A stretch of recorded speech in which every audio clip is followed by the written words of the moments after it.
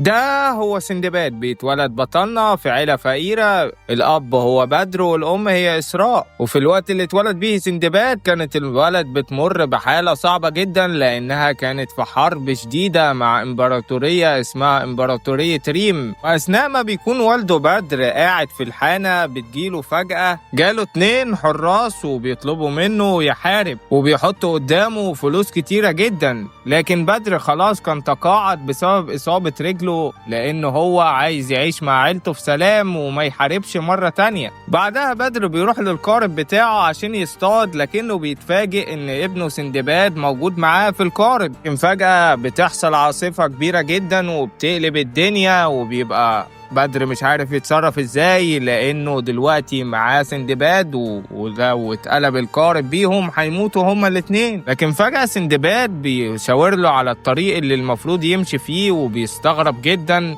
بدر لكنه بيقرر يسمع كلامه. الفعل بيمشي في الطريق وفعلا الجو بيتعدل وبيبقى كلام سندباد طلع صحيح. يجي الليل وبنشوف شخص ضخم بيجري من الناس وبيوصل على حافة التل، وبيبقى خلاص الحراس هيقتلوه، لكنه بيفاجئهم وبينط من فوق التل وبينزل للمية. وفي الوقت ده بيكون سندباد ووالده قاعدين على الشط ومستمتعين. لكن فجأة بيجي مجموعة من الناس وبيبدأوا ان هم يشتموا في والد سندباد، وبيقولوا له انت خاين لانك ما رحتش تحارب مع الامبراطورية. بيتجمعوا عليه وبيضربوه كلهم. لكن رد فعل بدر بيكون غريب جدا، وهو عادي ومتقبل الموضوع وما بيقومش حتى يدافع عن نفسه. وبيجي الليل وبيفضل سندباد يصحف والده بدر، وبيقوم بدر بعد كده وبيروحوا للبيت. وبيقول بدر لسندباد يروح للبئر ويجيب مية عشان مفيش مية في البيت. لكن فجأة بيرجع سندباد وهو مخضوض وبيقول لهم ييجوا معاه عند البئر لأنه شاف حاجة خطيرة جدا. والحاجة دي بتكون الراجل اللي كان بيهرب من الحراس، وقدروا ان هم ينقذوه ويعالجوه. بيعرفهم الشخص ده ان اسمه داريوس، وهو من التجار اللي بيلفوا حوالين العالم. وبيعرف سندباد ان في اشخاص كتير موجود حوالين العالم هو ما يعرفش عنهم حاجة، واماكن كتير مختلفة هو ما شافهاش. لحظة دي سندباد بيتأثر من كلامه وبيبقى عايز يسمع اكتر واكتر. وبيقعد داريوس مع سندباد في الليل وبيفضل يحكي له قصص اكتر واكتر،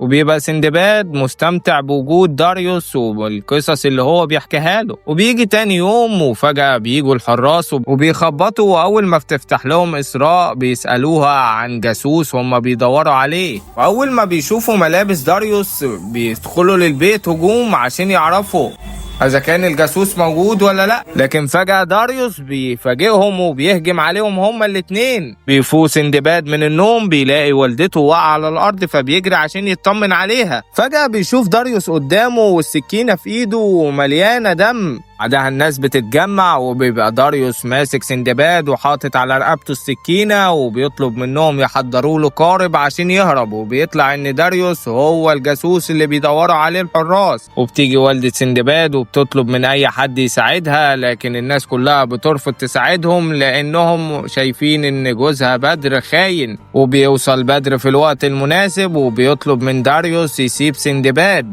وبيقرب بدر من داريوس وفجأة بينزل على الأرض وبينحني وبيطلب منه يسيب سندباد. لكن داريوس بيرفض وبيقرب السكينة من سندباد، لكن على مين؟ ده بدر المتين وبيهجم عليه في ثانية بيضربه وبيخلص عليه. وبيقدر بدر انه ينقذ سندباد من ايد الجاسوس اللي كان عايز يخلص عليه. لكن بعدها الحراس بيمسكوا بدر وبيضربوه وبيخلوا فيه جروح كتير في جسمه، والناس بتطالب ان هم ياخدوا بدر للحرب ويخلوه يحارب بالعافية لانه كان شايل الجاسوس عنده في البيت. بيتضايق سندباد من كلامهم على والده اللي عمالين يقولوا عليه خاين، لكن هم بيتضايقوا من سندباد وخلاص هيضربوه. لكن بينادي عليهم بدر بكل غضب وبيحذرهم انهم يقربوا من ابنه او يلمسوه. وبيقول لهم انا رحت للحرب قبل كده وهوريكم دلوقتي ايه اللي حصل لي. وبيقلع هدومه وبيوريهم كمية الجروح والاصابة اللي في رجله واللي حصل له من الحرب. وبيتصدموا اول ما بيشوفوا كده قدامهم.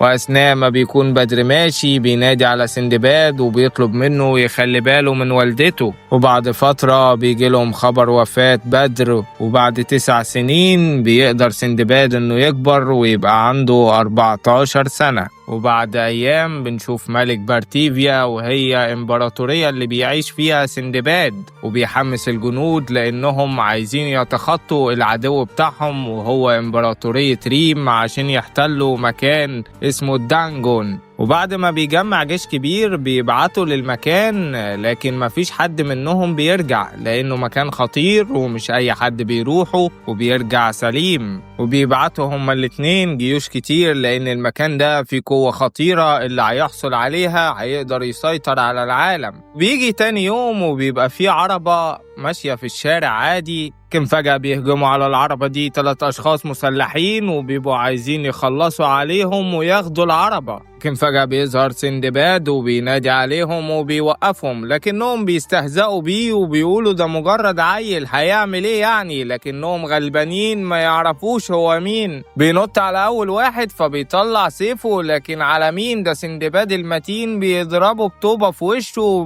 بالرجل بيخلص عليه. بيضرب التاني بالرجل وبيطير على التالت وبيديله باليد في وشه، وبينط لفوق وبيظهر من ورا الرابع بالرجل في قفاه بيخلص عليه، وبينط لفوق وبيضرب السيف برجله وبيخليه يوصل جنب دماغ قاطع الطريق بالظبط. بعدها بيشكروه على اللي عمله معاهم وقدر يخلص على قطاع الطرق. بيقولوا له احنا لازم نكافئك على اللي انت عملته، وبيفتحوا العربة عشان يدوله فاكهة من جوه. لكن اول ما بيفتحوا البرميل بيلاقوا في شخص قاعد جوه الفاكهة. بعد كده الشخص ده بيتمشى مع بطلنا وبيعرفه ان هو شخص مسافر واسمه يونان. بيروح بعد كده سندباد لقريته وبيطلع الفاكهة وبيوزعها على الأطفال، وبيدخل بعد كده لأمه اللي بتكون مريضة. بيجي الليل وبتكون في عربة ماشية وفيها 2 حراس، لكن فجأة من كتر الكلام بتاعهم القائد بيكون قاعد ورا بيحدف عليهم خنجر وبيقول لهم يسكتوا لأنه مصدع. وبيجي تاني يوم وبيبقى بطلنا في ايده ورقة رماها وبيحرقها، وبيحضر كمان الأكل اليونان، وبعد كده بيخرج عشان يشوف يعمل ايه بقى في القرية. وبعد شوية فجأة بتدخل عليهم الخادمة وبتقول لهم الحقوا سندباد.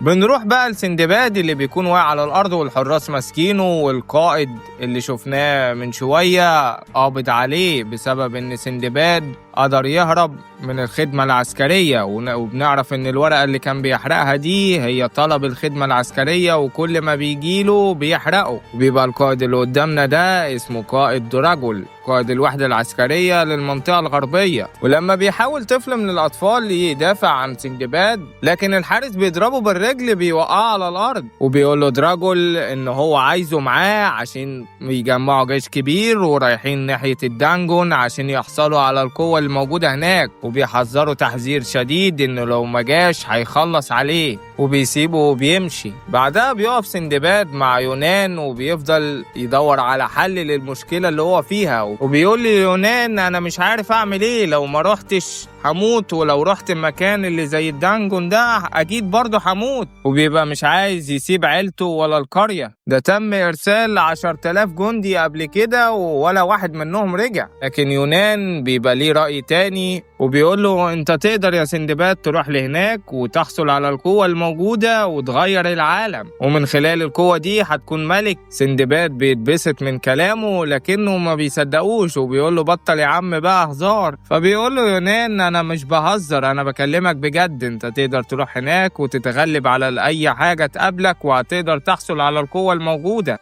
بيرجع سندباد للبيت وبيقعد ياكل، وبيبقى عايز يقول لوالدته ان هو رايح الدانجون، لكن بيرجع في كلامه، لكن بتنادي عليه والدته وبتطلع له السيف بتاع والده. على الجانب التاني بيبقى القائد دراجول قدام الملك، والملك بيديله اوامر ان هو يكون رئيس الحملة اللي هيقودها عشان يوصلوا للدانجون. بيخرج دراجول بعد كده يقف لوحده، لكن فجأة بتنادي عليه القائدة وبيبقى دي اسمها سيلين، ودي بتكون الأخت الأكبر لدراجول، وبتسأله لو هو اللي هيقود الجيش ناحية الدانجون، فبيقول لها أيوة أنا اللي هقوم بالعملية دي. بيجي تاني يوم وبيبقى دراجول موجود عند البرج، وبيجي 2 من الحراس وبيطلع منهم واحد الورقة وبيقول له على أسماء الأشخاص اللي مجوش، وبيبقى من ضمنهم سندباد. لكن فجأة بيظهر سندباد وبينادي عليهم وبيقول لدراجول أنا مش هخليك تحصل على القوة دي، أنا اللي هوصل قبل منك